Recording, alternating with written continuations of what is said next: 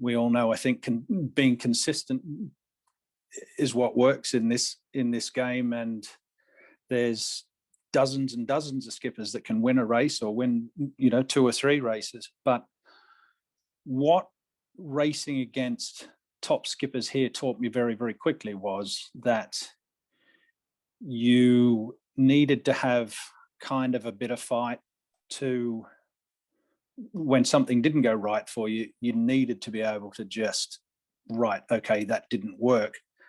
I'm instantly into a fight now for survival, so I don't get demoted.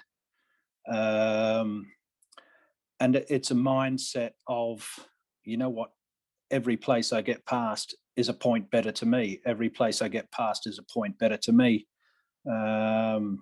It's kind of no point racing around through the middle of the fleet and going through the motions if you're in a bigger race, if you feel you can chip someone off. And it's not only just moving here, but just in our local club racing at Birkenhead, we race with, when we're all up and about and to go off to big races, it's not uncommon to have sort of 4 or 5 guys that are podium finishers in international events, all racing together in a club race.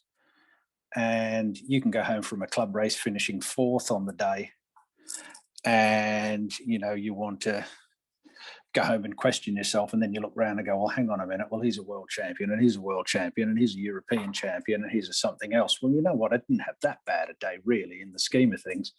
But if you want to beat those guys, that's kind of what they do. And I guess one person that highlights it to me, and I'll blow his trumpet because he blows it enough for himself these days, or he used to, but I'll blow it for him, which is Martin Roberts. And I learned a lot from Martin with the respect of just an absolute doggedness on the course, that if something went wrong, never, ever, ever give up. He is the kind of the epitome of the, what is it? The frog swallowing something, and the thing's still got the hands around the frog saying, I will never give up, while he's being eaten, kind of thing. So that's Martin. That's kind of the way Martin operates, and it's always done him very, very well over the years. And it's just a good way to be. And that doesn't just extend to a mindset of how you might be getting on in a certain race or anything else. It extends to a mindset of, what, I've turned up at this pond today, and whether I've got the best boat here or I haven't got the best boat here today, that doesn't really matter. I'm going to absolutely sail the backside off what I have in my hands, and I'm not going to take an excuse for it. And I'll see where I end up at the end. So it was kind of a bit of a mindset where, I guess, when I came over from Australia, it's just, I would always get myself a bit too caught up in that, is my trim right? Have I got this right? Isn't my boat right? Or there's something wrong with my boat today. This isn't right. That isn't right.